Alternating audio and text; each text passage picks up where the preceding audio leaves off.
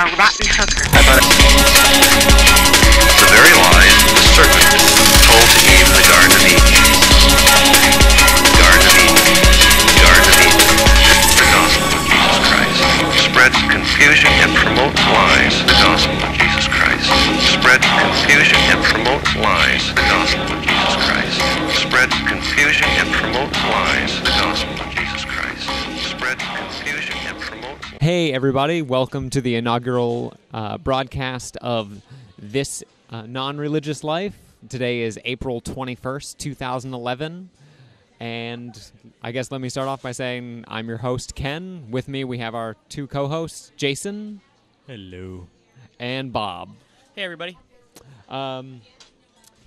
This show is something that grew out of an episode of Zombie Popcorn where Bob and I appeared with Brother Mike from May-212011.com, and afterwards we decided that it was such a fun time discussing the ridiculous nature of certain religious claims that the whole thing needed its own show.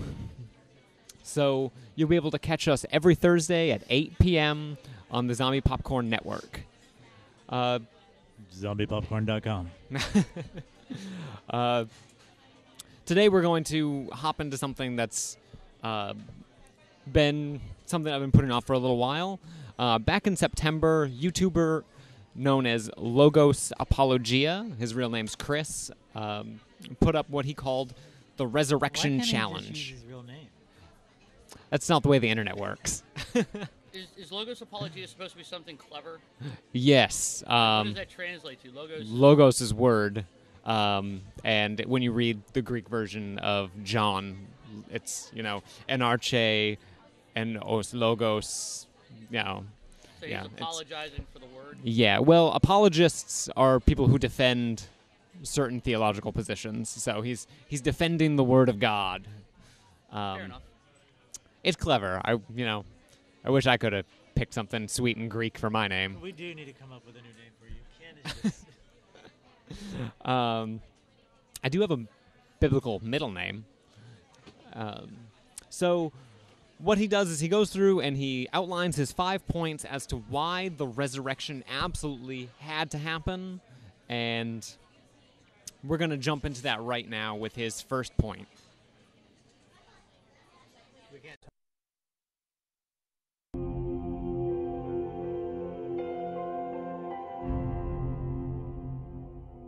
The first fact is that Jesus really did die on the cross. Now, this is attested to in all four Gospels and 5 ancient secular sources: Josephus, Tacitus, Lucian, Mara bar Serapion, and the Jewish Talmud. Now, with this much data, even John Dominic Crossan of the Jesus Seminar allows this as a historical fact. So right there you have it. His first point is that Jesus died on the cross. It says to in 5 secular sources. Bob, do you have anything to say about this? Well, yeah, but the sources that he promotes, there's no what's called primary material, right? Yeah. In historical academics, a primary source is somebody who was actually there, who actually saw it, who actually was present at the event. But all of his sources are what are called secondary sources, where somebody writes about the event much later after it happened. And that doesn't necessarily make it true. Yeah, that's true. And what's even worse is a lot of these secondary sources are either relying on Christian stories or they're outright forgeries, like Tacitus. If you take Tacitus, and I wrote about this, I'll make it available for the show notes later, but Tacitus, every copy of Tacitus we have comes from a 15th century manuscript by Johannes de Spire. He was an Italian printer. And if you read, the only mention Tacitus has of Christians is of Nero killing them all in section 45 of chapter 15 of his annals. So are there any first-hand primary sources of the resurrection? No, not a single one. And now, do apologists admit this, or is this just something that they're like, hey, look over there while we show you something else? Is this like a lot of hand waving? It's a lot of hand waving, and it's a lot of like very spurious terms. They're like, oh, this is contemporary material, but there is, I mean, even the Gospels themselves, even Paul's letters, like the earliest Christian documents around, are dated decades after. Josephus wasn't even born until after the crucifixion happened. He was born, I think, in 34. Tacitus wasn't born until 55. These are people who wrote in either the late first century or early second century. All right, so and like from a standpoint of just logic and reason, I'm all about the evidence. I'm all for the evidence. If you have something that you want to demonstrate, great, show me the evidence. And if his point number one, if his best evidence is secondhand sources, possibly forgeries, possibly things that are just made up whole cloth, that's not very good evidence. Yeah, I have to agree. So let's jump into his second clip. Which is? What's that? Oh, his second clip is about how the disciples sincerely believed that they saw the risen Jesus.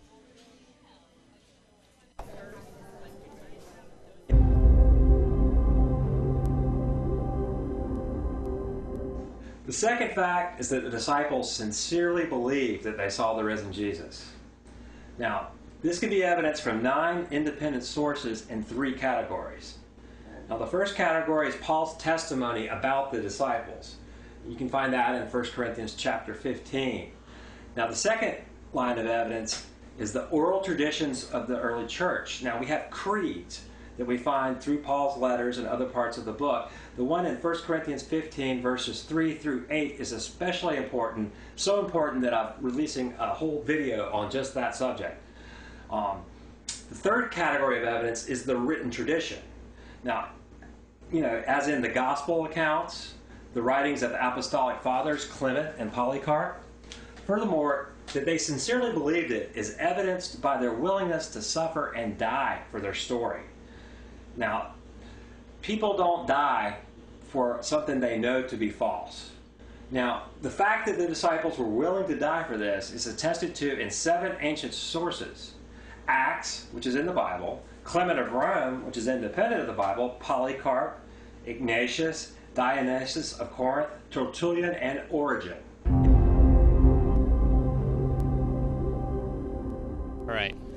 So the disciples, sincerely believed that they saw the risen Jesus. I think, again, this comes back to Bob's point that we have no primary material. There's nothing that dates to them saying that they did. I think that more importantly, this is evidence. Like, let's just assume that his point is correct, right? Let's just assume that there were the disciples and they really did believe it. That doesn't really prove anything. It proves that they believed something, but it doesn't necessarily mean that it's true. And again, I think that this is weak evidence for his case. So what were his points? It was Paul's testimony. So what was that about? Well, 1 Corinthians 15, 1 through 8 is this creed about how Jesus rose from the dead and appeared to people. And it's really interesting because when you look at 1 Corinthians 1 Corinthians 15, you can actually tear apart where Paul used separate sources. For example, 1 Corinthians 15:5 says that, and then he appeared to Cephas and then to the 12. And then 2 verses later, he says, then he appeared to James, then to all the apostles. And there's a problem here in that the 12 are the apostles. So he's literally saying, he just took pieces and just put them together. And it said, Jesus appears to Peter, and then he appears to the apostles, and then he appears to James, and then he appears to the apostles. So, I mean, do you see like there's a break in the seam there? Right. So you could point to Paul's testimony and say that it's not even internally consistent. Yes, exactly. Well, that's okay. Sure, that's evidence. But that's weak evidence at best. So is that his best evidence for the case? And then what was his third what was and like this is I'm asking these questions because I'm not exactly a biblical scholar. I mean I'm like I said, my only approach is things like logic, evidence, scientific method. So that's where I'm coming from. That's pretty much all you need. Right. Knowledge of the Bible helps, but yeah. So what was he getting at when he said what was it the written oral creeds? Yeah, the oral creeds. He's getting into an oral tradition. It's a myth about the early church that Christians had this, perfect oral tradition that they used to explain away the telephone game. There was nothing written between the crucifixion in around 30 and Paul's first letter to the Thessalonians in about 50. So about 2 decades of nothing. And they'd just say, it's like, this person told this person, this person told this person, this person told this person. But it's okay because they all have perfect oral memories. Well, that's what's called special pleading. Yeah. Okay, fine. If you have to resort to special pleading to make a case, again, not good evidence. Yeah. That detracts. If your evidence is supposed to be outstanding and you have to resort to special pleading, that takes away the weight of your argument. I mean, you can't use special pleading when you're trying to make a point this strong. Of course. And what's funny is that he cites Acts as one of the oral traditions, but the problem is Acts was written by the same author who wrote Luke. And in the very beginning of Luke all but admits to the fact that he wasn't even a first-hand witness. He's taking all the accounts that he's heard, all the accounts that exist, and he's putting them together into his own account of the events. Well, that again falls back to our point of primary sources. Exactly. I accept that sometimes when you're doing rigorous scholarship, you have to fall back on secondary sources. But you have to admit that those are secondary sources. You have to admit the possibility might not be true. Yeah. But what isn't a good example that we have that is in just history, not biblical history, just basic history, that we didn't have complete evidence of it. It was always secondhand account that we later approved, now rely on. In fact, is there something? Well, I mean, history is always a sort of murky area. The best I've ever heard history described as is a fog. And the further away from something you get, the thicker the fog is until, you can just barely see the shape. But, I mean, Christians like to make the argument that, there's more evidence of the crucifixion and resurrection than there is of, Augustus Caesar. But we know Augustus Caesar was real. We have artifacts that attest to him, like with his face. We have his bust. We have scribes who sat in his presence and wrote of his actual travails. We have decades of scholars who mention him again and again and again and everything. And there's just, even different people writing at different times who didn't necessarily reference each other might still be talking about the same thing. And the details might be a little murky, but generally it all says the same thing. And the Gospels, it's something we don't have like that. No one was writing about Jesus while he was alive, unlike a lot of people in history who were slightly more famous. I think Michael Shermer deals with this because he's an author that wrote Why People Believe Strange Things or Why People Believe Weird Things. And he deals a lot with Holocaust denial. And he points to the fact that there is no one smoking gun evidence for what the Germans did during World War II to the Jews during the Holocaust. There's no, there's lots of things like the camps, and people try to poke holes in those. But what he says is that it's the confluence and the convergence of the evidence, and the evidence is from primary sources, and it all points in the same direction, and it's internally consistent. And when you look at the whole picture, when you look at the whole thing, it all points to the same conclusion. There aren't inconsistencies that we can't explain, and there's not gaping holes in it. So that's what they mean by like good evidence. I remember being in a history class. This guy was a great history professor, and he dealt with primary sources, and we had to look at Columbus's expedition into the New World, and what he gave us were, there was nobody's account of what happened. We had logbooks from the ship, and we had manifests from the cargo. And when you take all of those together, you can start to piece together what actually happened, because these are the things that were written down at the time, then and there. And there is no such thing like that with regards to the crucifixion. There's just lots of secondhand accounts that aren't consistent. Yeah, that's a good point. The Gospel of Mark isn't, the Apostle Mark sitting down, writing everything out night to night, like, dear journal, 30 AD, my best friend got stuck to a nail, with nails to a tree today.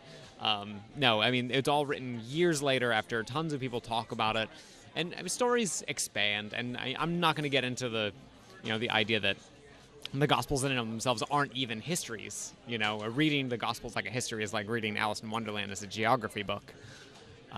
So I guess with that we can say, he hasn't provided any actual evidence yet. And we can jump into his fourth, or I guess this is his third point, which is about the uncharacteristic conversion of Paul.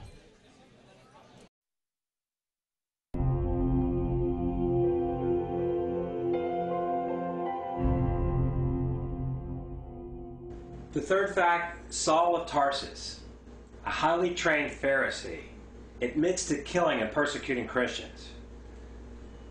His unlikely conversion is evidenced by his personal testimony and his letters to the churches at Corinth, Galatia, and Philippi. This is powerfully enhanced by multiple attestations to Paul's willingness to suffer and die for his own belief.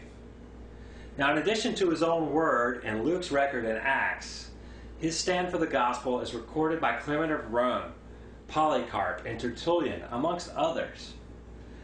What would take a man who had such a high standing as a Pharisee to give his life, to be beaten, to be jailed, and then beheaded?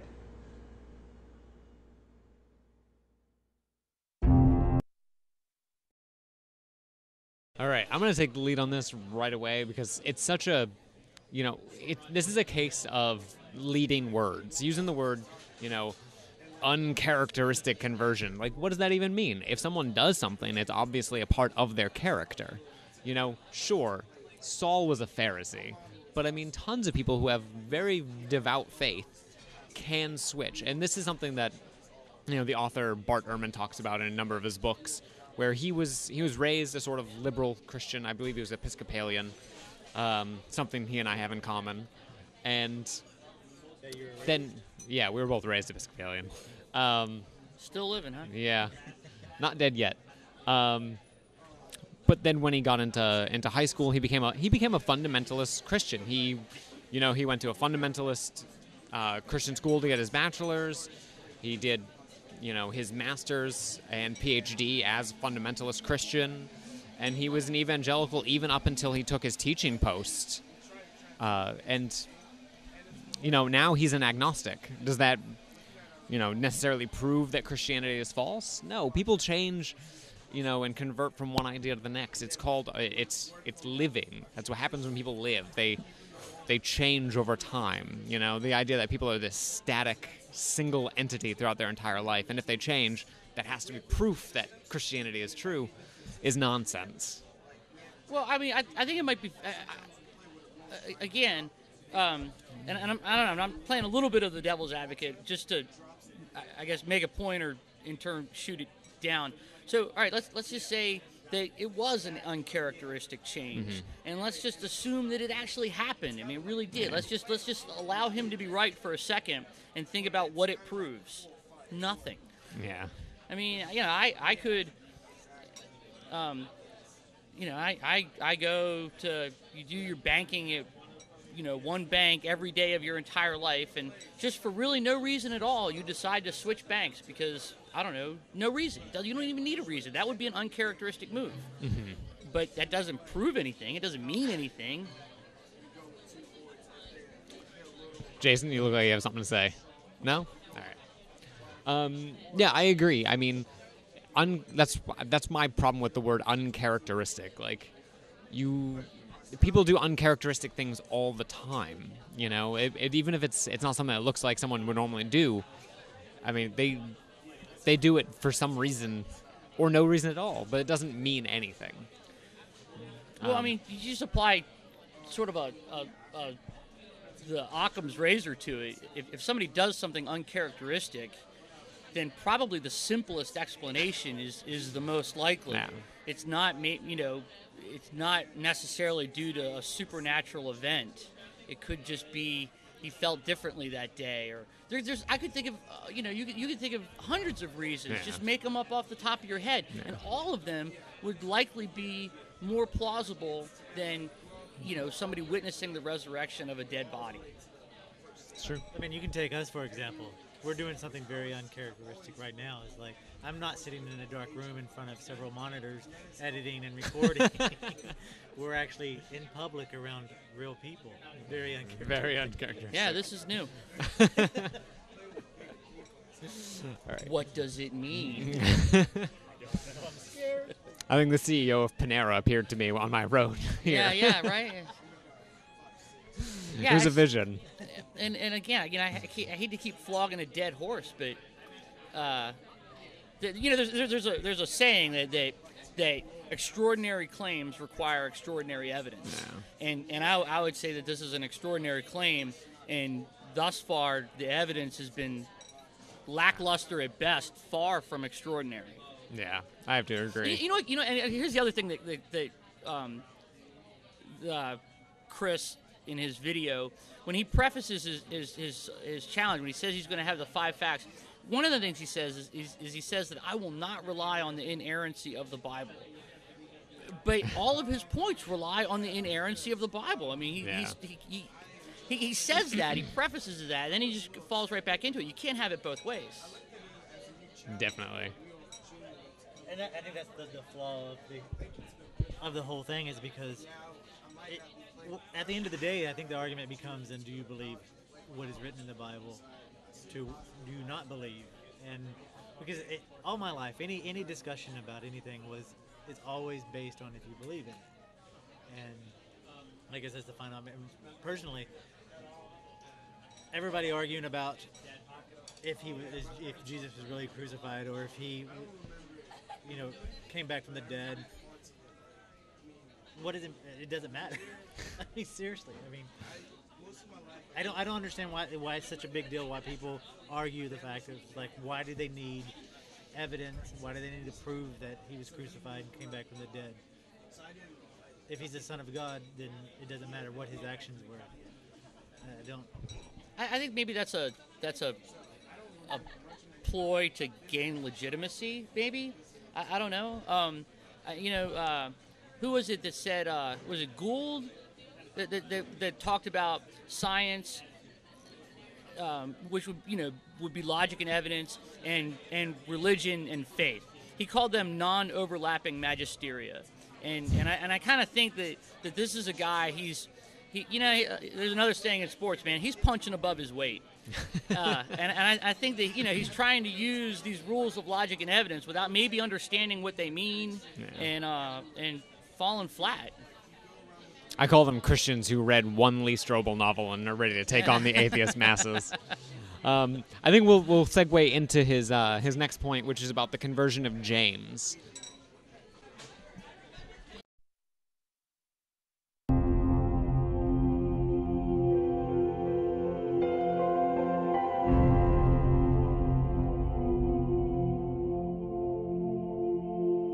The fourth fact concerns James, the brother of Jesus. Now, James didn't believe Jesus while he was still alive. In fact, in the Gospel of Mark, it's recorded that his family thought he was crazy with his messianic claims. Now, it's all the more interesting because we see in the Creed in 1 Corinthians 15 that James saw an appearance of Jesus, and then later, Paul and Luke record that James became the leader of the Jerusalem church. So something major happened between the time he thought he was crazy and the time he became the leader of the church, because then Josephus has a record of James's martyrdom for his belief in his brother. The conversion of skeptics is not easily dismissed. So, the whole thing of the conversion of James. The first thing I want to address is James, the brother of Jesus. Now, when you read in the Greek New Testament, a bunch of times it'll use the term brother, but it's not a familial relation. Christians in the 1st century and 2nd century and 3rd century, and even now today sometimes call each other brother and I hear sister. it all the time. Yeah, it's Matthew 12:50, where Jesus says that anyone who, believes in me is my brother and my sister and whatever. And that really caught on. People use that term, adelphos, for each other. So when Josephus uses it, it might not mean anything more than this guy was a Christian. Now, on top of the fact that the only versions of Josephus that exist are Christian sources that were kept through time, and that includes the Arabic manuscript that Chris will reference later on in one of his rebuttals. It's, again, this is a secondary source, and it's a completely tainted source anyway.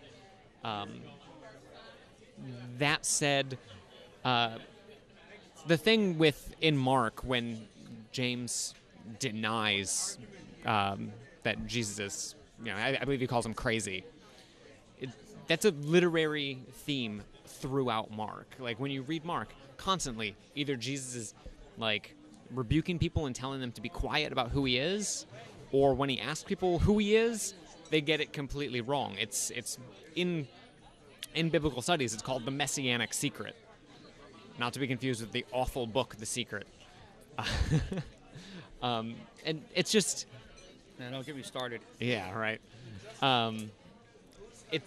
He's mincing words, and he's trying to apply context that doesn't exist, and he's, sort of glazing over facts about actual Bible study. Not to mention he's going back to the Bible again, despite the fact that he wouldn't. But where would he go? I mean, seriously. Where would he go if he's not going back to the Bible? He would have to do nothing. He could rely on a few possibly forged second, third-hand, accounts from centuries later. But where would that's those about come it. from?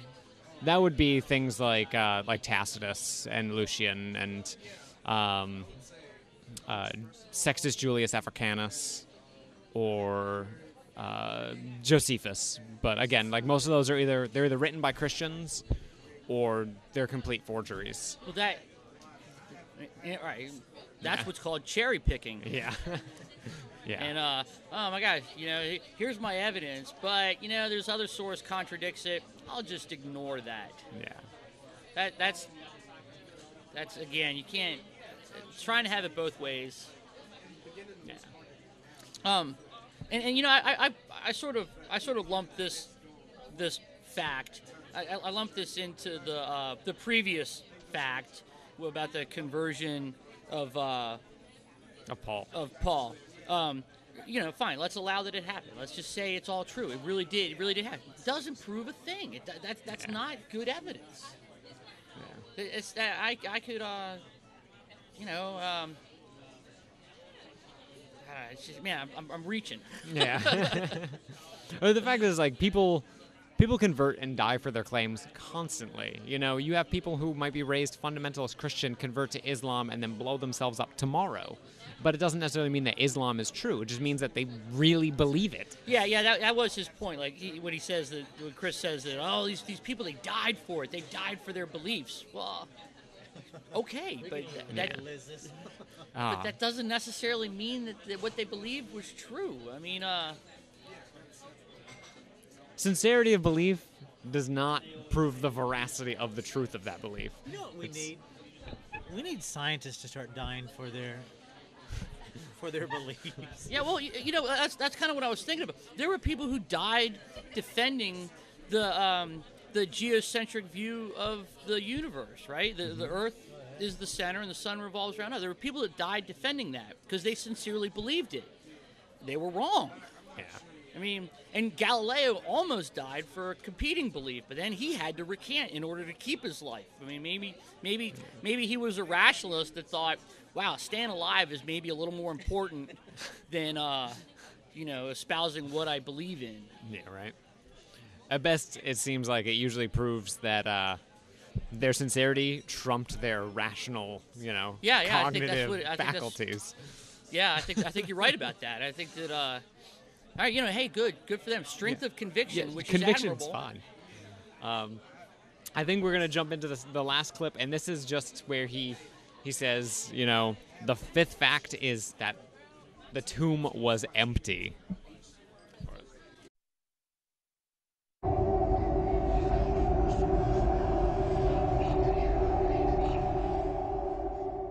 Now, the fifth fact is the empty tomb. Now, it's certainly the most reasonable inference from the historical data. Now, probably the strongest argument for the empty tomb is the Jerusalem factor. Now, think about it. Christianity started in Jerusalem. The tomb of Jesus was right there at Jerusalem. Now, if the disciples were going to make up a story, does it make sense that they would make up something that was falsifiable? I mean, all the Jews would have to do is go to the tomb and produce Jesus' body, and Christianity would have been dead right there at the beginning. But no, the disciples risk a claim that can be easily disproven. They claimed they saw the physically risen Jesus. They touched him. They saw the wounds on him. Now, they wouldn't do that. They could easily just say they saw a spiritual Jesus or a ghost. They could easily make a claim like that and get away with it. But no, they said they went the whole way. They went the whole way. There's really good reasons to believe in the empty tomb. So I think this is hands down one of the most far-reaching facts that he produces. The empty tomb. Prove that the tomb was empty. That's the only thing that could have happened. Yeah. It couldn't have been that, body snatchers took it. It couldn't have been that aliens came down and abducted the body. Nope. It couldn't have been that there were, cannibalistic, cavemen living in the cave. It couldn't have been that Jesus came back as a zombie and ate the brains of the disciples. No. Only thing that could happen, he got up after 3 days and went to heaven. I have to say the best thing he said in that whole video was the fact that they said all that he has to do is produce the body of Jesus and Christianity would have been dead. It's the best statement ever because that's a nice little pun. Again, this sort of Occam's razor approach to it. What could possibly happen to a body in 3 days? Or you make the point that it was longer than 3 days. It was much longer than 3 days. That's the thing. The apostles don't go out and start preaching the word of God until the Pentecost, which is 50 days after the resurrection. Do you know what happens to a body in 2 months? I watch a lot of Bones. Yeah. And there's some gross stuff that happens to a body in 50 days, and not much is left. I mean, even if it's a dry climate like Jerusalem kind of is in the mid-spring, early summer, it's still, putrefaction only takes a couple weeks, and then a body's completely, unidentifiable. And there's a thing to point out about these tombs is these tombs aren't it's like a one hole in the wall Jesus Bar Joseph Ish Nazareth written over the top of it, and one body inside. These are mass graves where they would bury bodies until they were completely decomposed, and then move the bones into an ossuary, a bone box. So it's very possible that no one cared about Christianity enough to try and disprove the claims of, a couple dozen fanatical, Hellenistic Jews in the first century until well after the Pentecost when they started going around preaching. And by that time, the body is going to be gone anyway. Yeah, that's... Again, let's allow that it wasn't there. There was no body. Fine. Again, not proof. That does not prove anything. We could all think of, 5 scenarios each where a likely more explanation than somebody got up and walked out. I just, Yeah, not good evidence. I can't stress enough. Like, now, if they had some kind of I don't know, maybe an artifact that was made by Jesus after his supposed death, that would be something. You know, that would be something much more tangible, or you know, something that you could work with as evidence, not just something somebody told me happened. Yeah. That doesn't mean anything, and two, it might not even happen that way at all. Well, I think what this has done, I mean, for me, and I think it's really important for the listeners to realize that what we've just discovered here is because the story is that they went back and they didn't find Jesus, the body was gone, therefore, Son of Christ, resurrection, Christianity. The U.S. government loses nuclear weapons many of times and still don't know where a large number of weapons are. So I think that proves that there is the God of war somewhere. Ares came down and resurrected his children, nuclear arms. Yeah. That's it. I mean, that's the only plausible explanation. That's it. It's settled. You know what? Converting to Christianity tomorrow. No, I'm following the God of war, dude. You know, I just his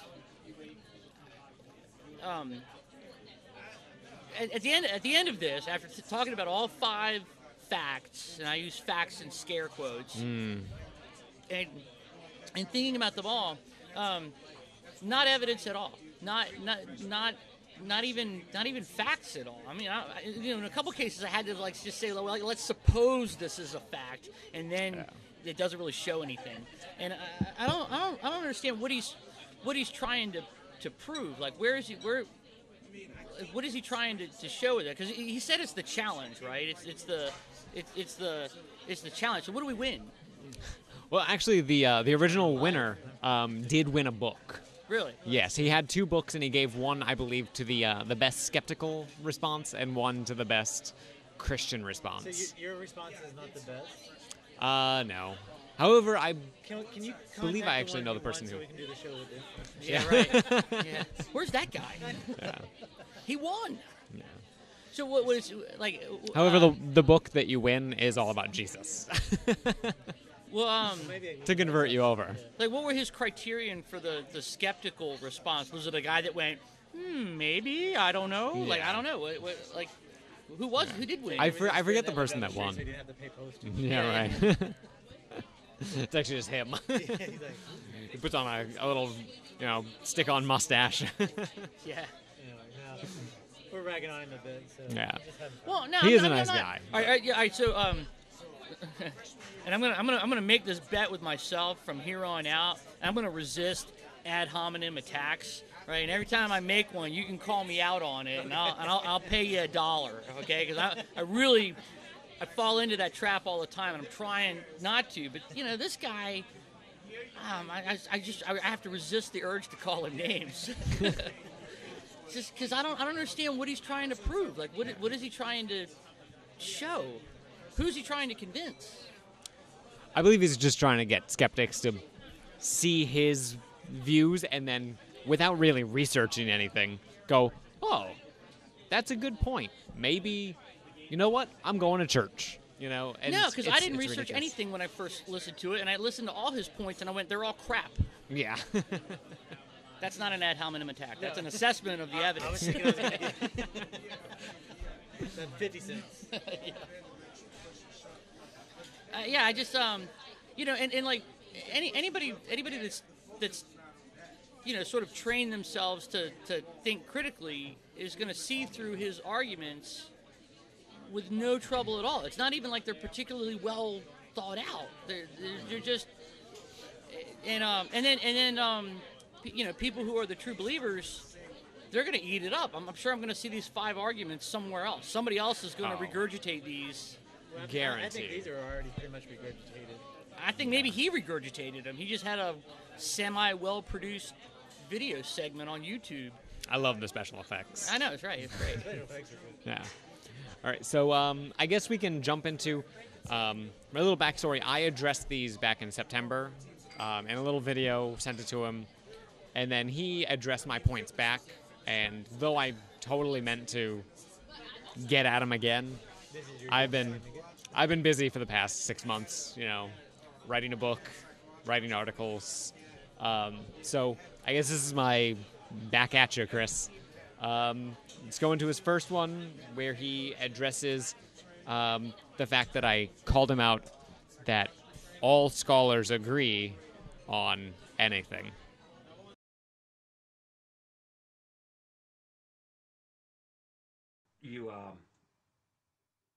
You said, not all scholars accept these 5 facts. I didn't mean to imply that all scholars imply, but what I'm basing this on is the scholarship of Dr. Gary Habermas and Dr. Mike Licona.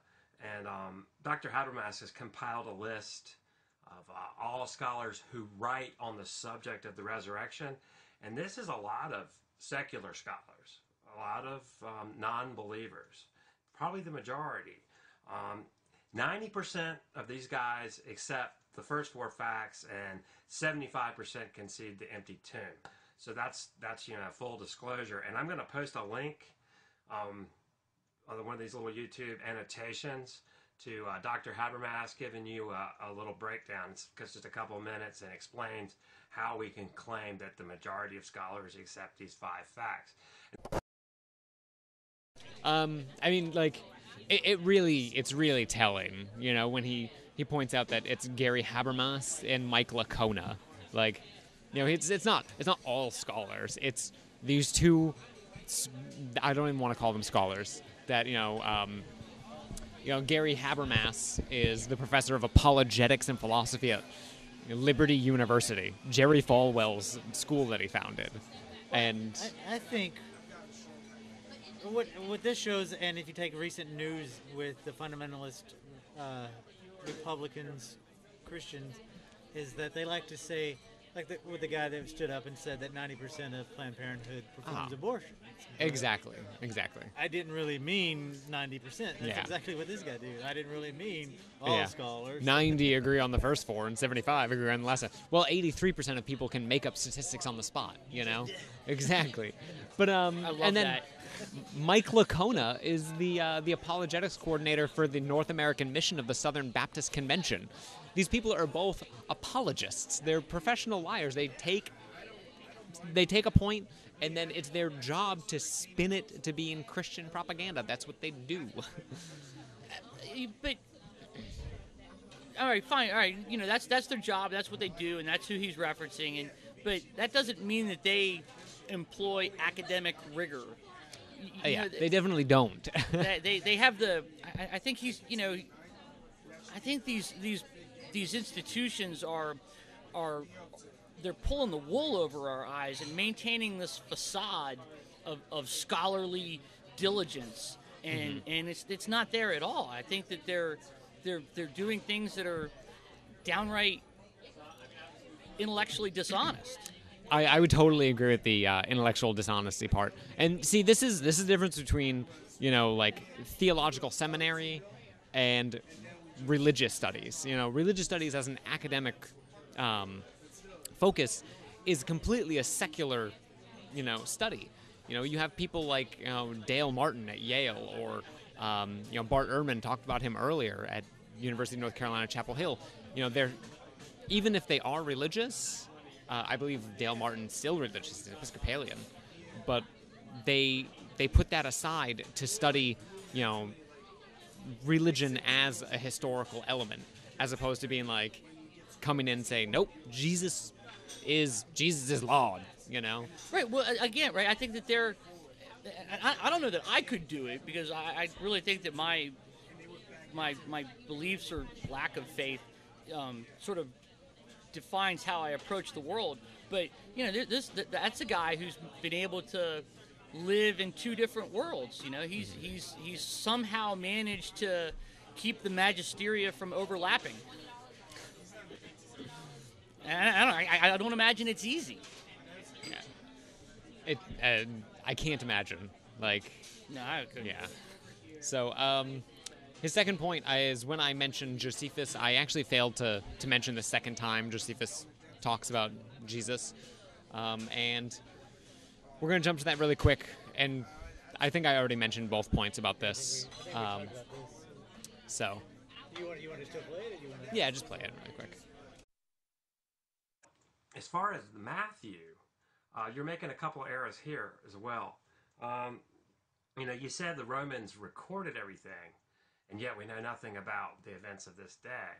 Well, you're assuming that we have everything the Romans wrote. We don't. We have very little.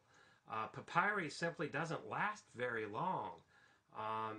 Things like the Dead Sea Scrolls were in a cave way out in the desert where it never rains, there's no moisture, and those things still crumbled.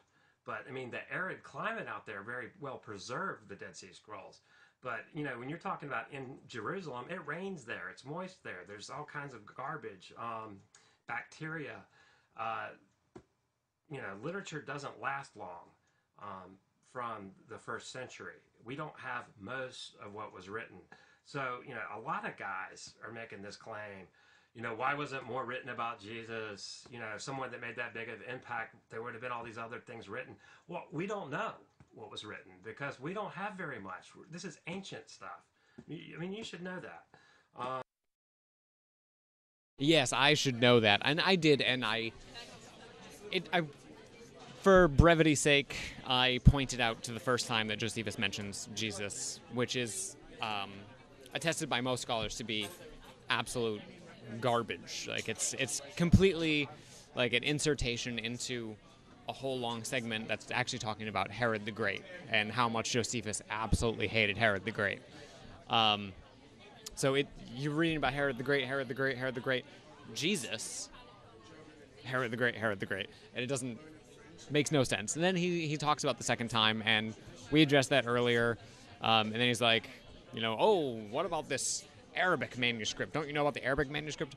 The Arabic manuscript it's such a crap argument for two reasons. One, it's a way later document than Josephus' actual Antiquities of the Jews. Two, it's translated into yet another language. It's like saying if I took, a letter I write to Bob, write it out in English, and mail it to him, and then someone gets a hold of it, translates it into, Sudanese and posts it online. The Sudanese version is better than the version I sent to Bob. Well, it would be. I just with regard to that point about Josephus and the use of the term, what is it, adelphos? Yeah, adelphos. Right, now here's where I see where your way of thinking is completely different from his way of thinking, is because to his way of thinking, they said adelphos. It means brother. It can only mean the brother of Christ. That's it. That's all. End of story. Right? But to your way of thinking, you dig a little deeper, and it turns out that adelphos could mean brother, or it could mean brother in a general sense, not in a familial sense. It could be both. I don't know which one it is. It could be either. Not just a self-assured, it can only be this one thing.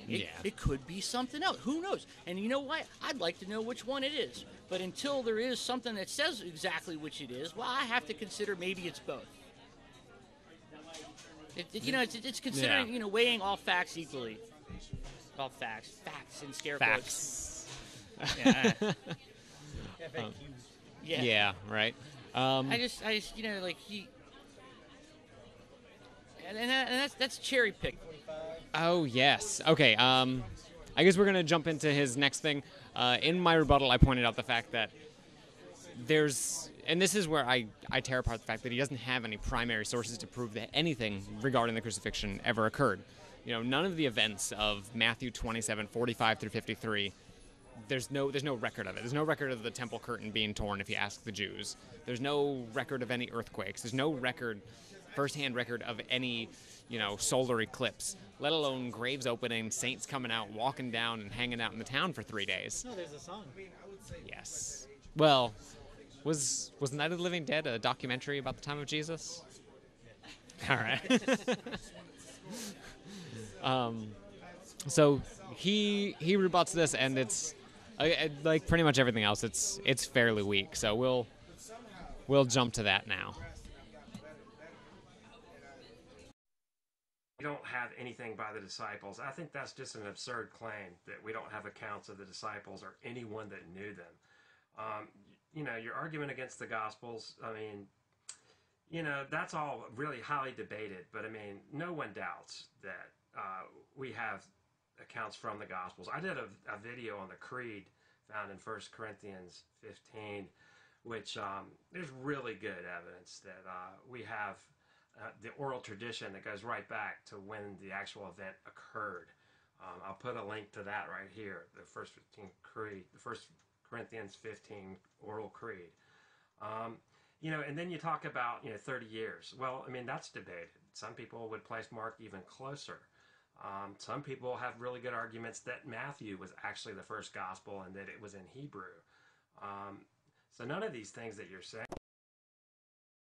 So, right there, he's actually pointing out something I said about Markian priority of the Gospels and how the Gospels were written decades after the fact, and you know, is he at least cognizant of that? Does he realize that these aren't primary sources? I have no idea. I just wonder if in his head he's got to admit, like, because it was written so much time later, there's got to be some aspects of it that may not necessarily be true. But then again, maybe not, because right, he says he doesn't rely on the inerrancy of the Bible, but yet he does. Yeah, and that's the thing. Like, I don't understand how he is doing a master's in. I assume he's getting his MDiv, his Master's of Divinity. You think it's from Liberty or Patriot, maybe? Maybe Patriot. The next Kent Hovind over here. Hopefully he fares the tax fraud charges a little better than good old Hovind. Hovind's cooling his heels in federal prison right now, by the way.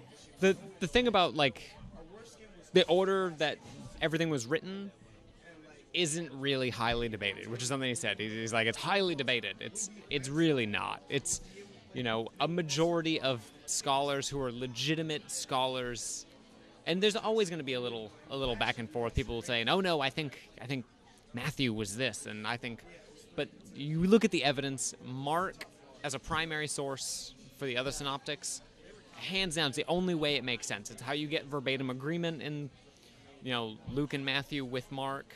And, you know, Matthew and Mark are both based off of, Matthew and Luke are both based off of Mark, using a source of just quotations from Jesus known as Q, and then their own oral and written sources that make them different.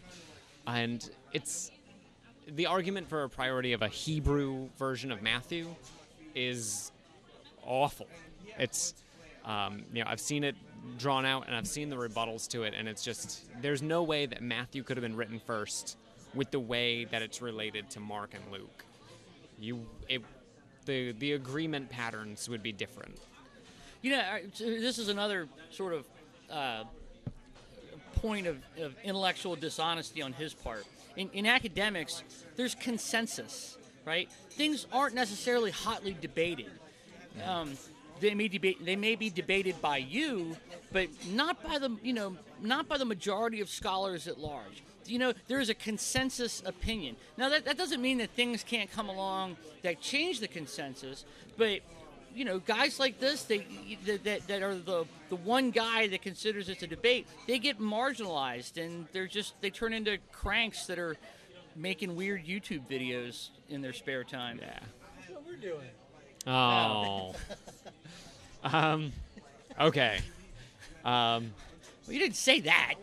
Oh, if we're going to the video, then Okay. Yeah. So I guess we can go to his next video. It's just, you know, I don't know.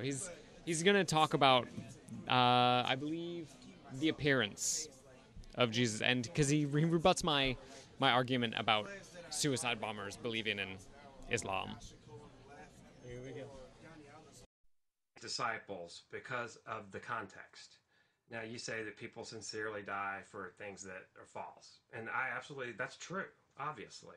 But these guys based their belief in the resurrection on the appearance of Jesus to them. Not only do they say they saw him, they heard him, they touched him, This is what their belief was based on, firsthand knowledge. It's not like someone who reads the Quran and then, is willing to be a suicide bomber. He doesn't have firsthand knowledge that the Quran is true.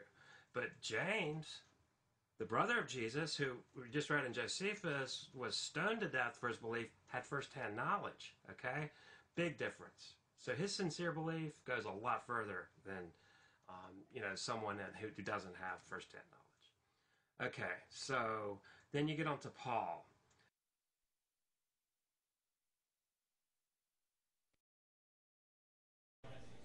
What is over here? What's that? What's over here so I can see my notes that I wrote up? Because I can't hear what he's saying, so I forget what he's talking about. Ah, the appearance. Okay. Now, see, here's the thing. He's saying that if you actually saw Jesus, your devotion is different than if you read the Quran. But any of the disciples who converted to Christianity after around the year 30 are no different than what I said. So any Christian who died, Origen or Tertullian or, Clement of Alexandria, any of the church fathers, their devotion is no different than someone picking up the Bible today and being like, I believe in Jesus, because they never saw the resurrected Jesus. Well, I think this is, I think yet again he's committing another logical fallacy here, and this is the true Scotsman fallacy. Like, yeah, sure, those people, they say they have faith, but they don't really have faith. Not like we do. Not like the truly faithful are. Those other guys, that's not the real thing. This, we're the really true faithful here, and I think that's an unfair distinction to make. Yeah. And not to mention that, like you said, unless they were actually there. Yeah. The only real distinction here between Christians who died for Christianity and, any other example of anyone else who died for any other belief is his preference for Christianity over those other belief systems. So. Yeah, well, that's right. Our belief is the right one. Those other guys, they got it all wrong. But we have the real deal. Yeah.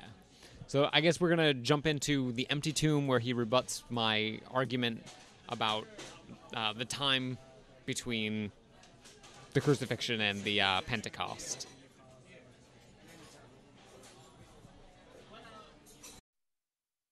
If I grant your team theory, the disciples' belief in the resurrection was based on appearances, not really the empty tomb.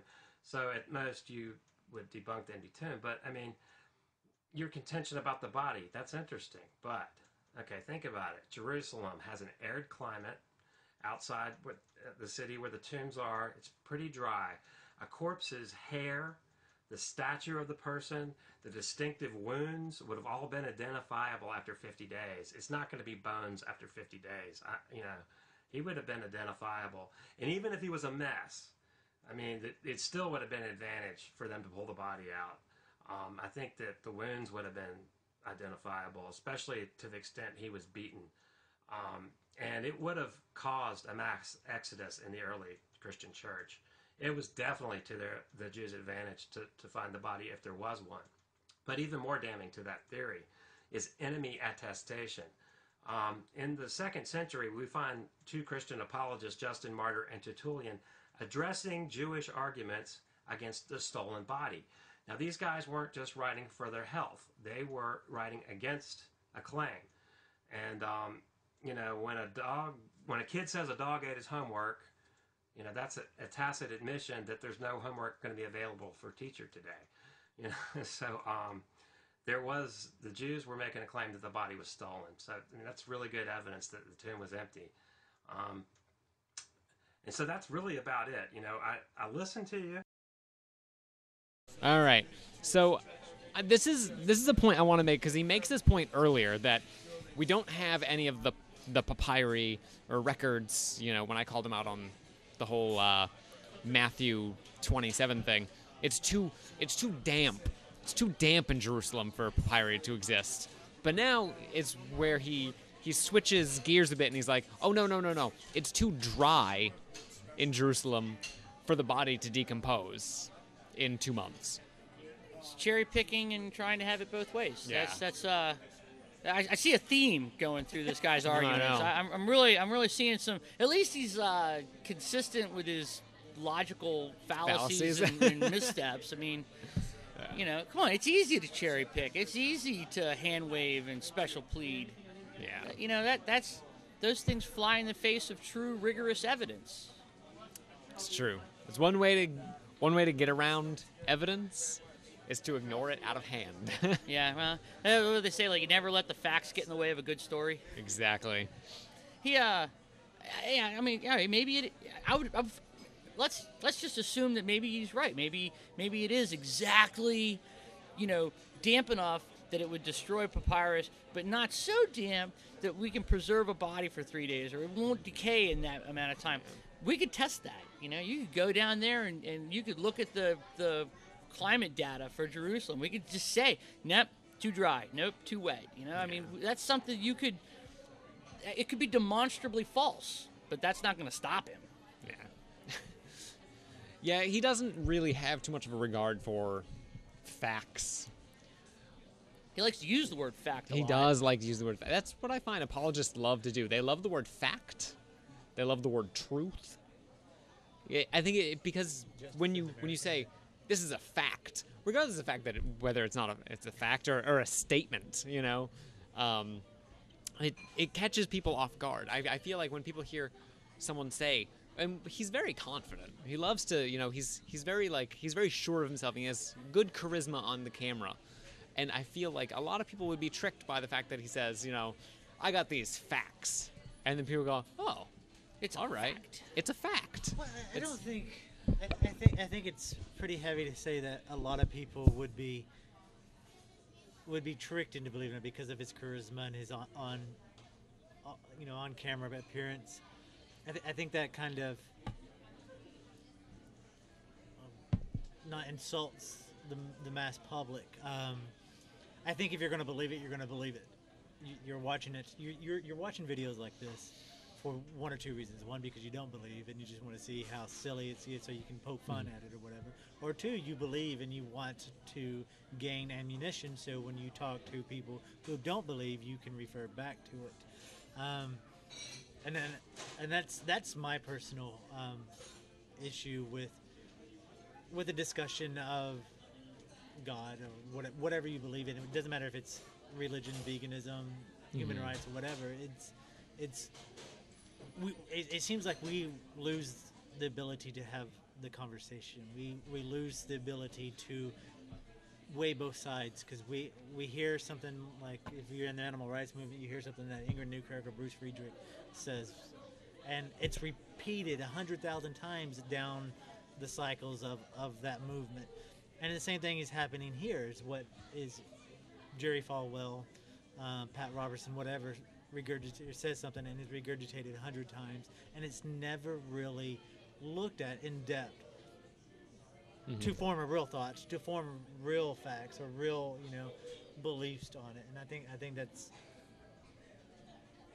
what's happening mainly here at, with these videos. Well, I watched his videos very seriously. I didn't watch them just so I could poke holes in them. I watched it. He had 5 facts. I was like, great. I want to know what they are. And at the end of the day, they're not facts at all. They're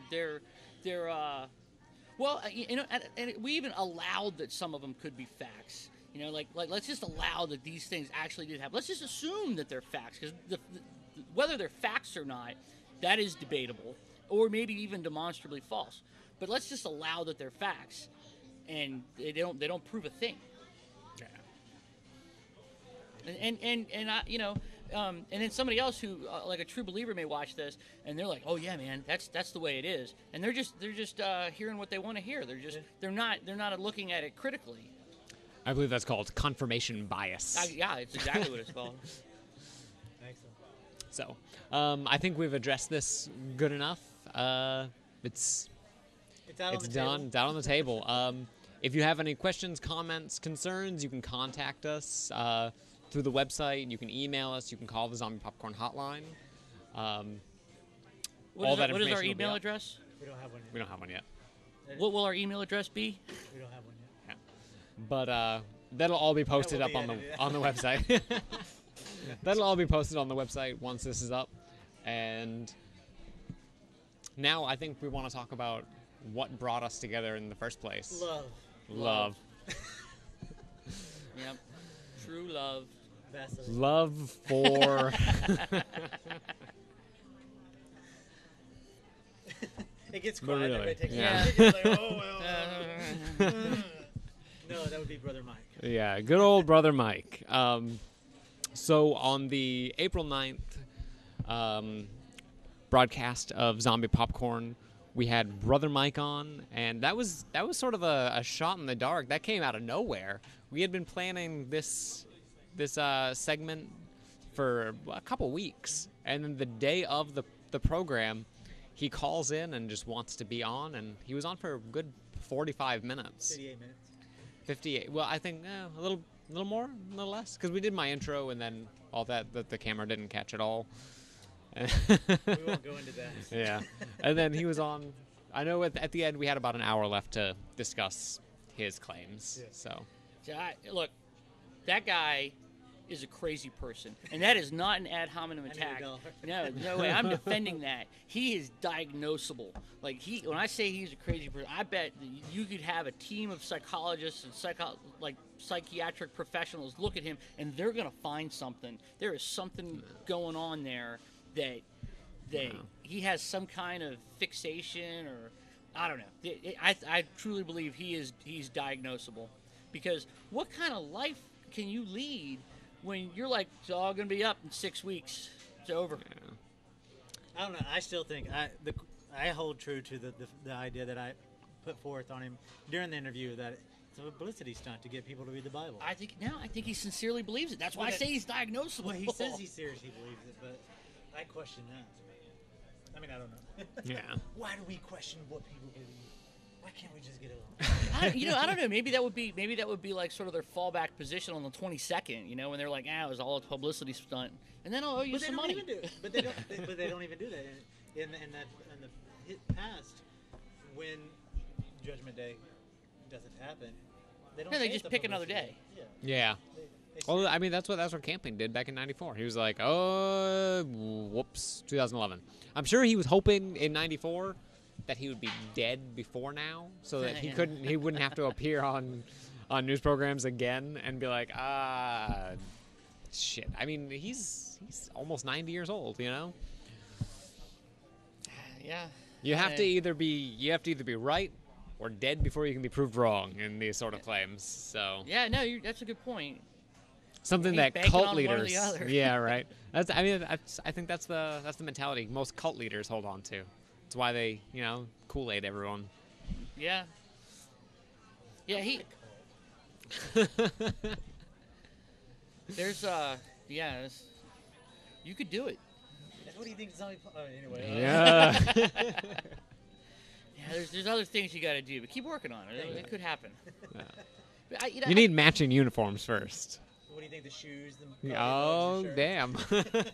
But like the more I Merchandising. yeah.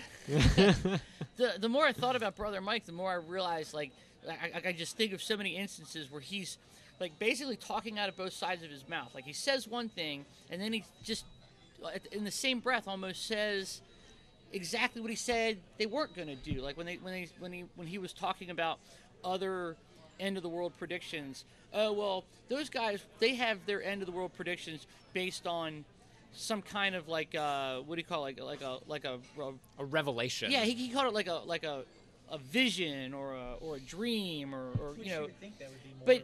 But then when I asked him what their new knowledge was that allowed them to arrive at this new date, that was a revelation. That was a vision from God, and so. So maybe that's what they injected that so they could fall back on as well. The past was a revelation. I don't know, maybe. And We'll again, find maybe out. you'll be right. It'll all be a publicity. I cannot wait for the 21st, man. I can't. I know. We have to have him back on. We have to have him, all of us in the same room with him on the phone. Because, I mean, Zombie Popcorn broadcasts Saturdays between 7 and 9 p.m. Eastern Time. That is midnight It is Greenwich now Mean the called next The day. Talking Dead. Yeah, that is kind of cool. You know? So when we call him Talk up, be about like, hey. serendipity. Yeah. Hey, London's not gone, so. To be honest with you, if I were Brother Mike, I just wouldn't answer the phone that day. Yeah. I would be incommunicado. What do you do? Like, I mean, it's one thing for like skeptics like us to disbelieve his claim, but I mean, like, he has people out in caravans, like, promoting this, like, wholeheartedly believe in what he's saying. What happens the 22nd when they're not raptured up? They repaint the vans. Yeah. Yeah, right. I Is he going to pay for that? Or do they have apocalypse insurance? Well, that's the funny thing is my mom was really into that whole episode, and she was texting me while she was listening to the show. And she was like, "Where does he get his money from?" It's a good question. I'm sure it's all donated. He's not a prosperity gospel preacher, which is, I mean, something I commend him for, because I'm sure he could be fleecing people for millions. Well, the fact that we he don't has a know banner. that he's not, though. Yeah. You know what I mean? Like, I will say, right on his website, he said, There's we don't no have donate. a way to donate. On that website, I'm sure that there is some way. I'm sure that if I was going to be like, hey, Brother Mike, I believe you in the rapture, and I want to sign over my entire fortune to you, he's going to, like, here's how you spell my name, and you can make it out to my buddy Cash. Right? I just, I can't believe that he would say, like, oh, no, I don't need the money. No way. That's getting socked away somewhere. Come on. Maybe that's it. Maybe it's a get-rich-quick scheme in the Judgment Day.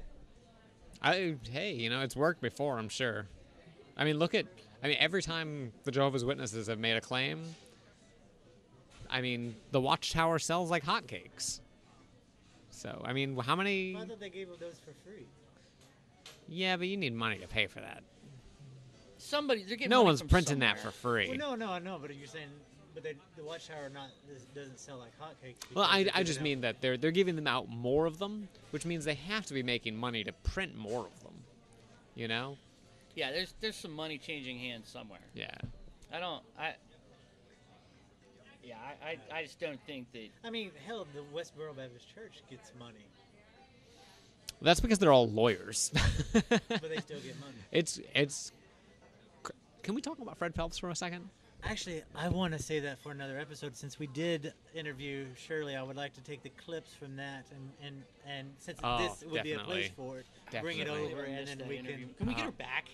You know, Probably can, yeah. I actually, I was. Her daughter texted me or tweets with me on Really? Twitter. So Let her know what the show's about. Let her know what we're trying to do. Let's get her back on. yeah, and I hate talking to him because Oh, they're fire and brimstone. It's no, crazy. It's not that. It's just they fucking run in circles so much. But wait, we'll save this for another episode. Yeah. When you listen to it, you'll understand, and I'll go into detail. What was the date of that, so our listeners can look it up and watch it?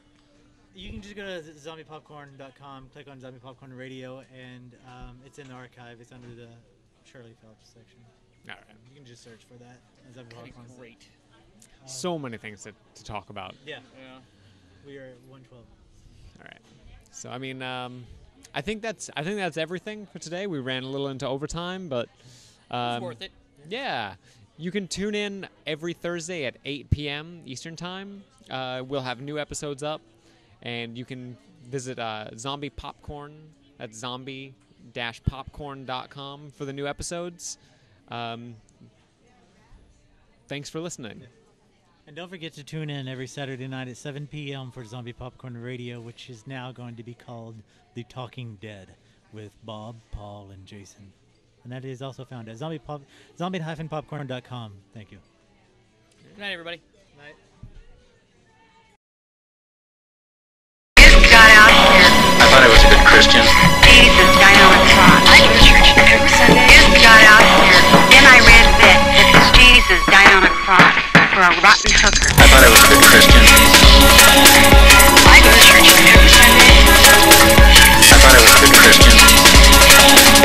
I go to church every Sunday. I am a very religious person. I thought I was a good Christian. The very lies the serpent told to Eve in the Garden of Eden. Garden of Eden. Garden of Eden. The gospel of Jesus Christ. Spreads confusion and promotes lies. The gospel of Jesus Christ. Spreads confusion and promotes lies. The gospel of Jesus Christ. Spreads confusion and promotes lies. The gospel of Jesus Christ. Spreads confusion and promotes lies. The gospel of Jesus Christ.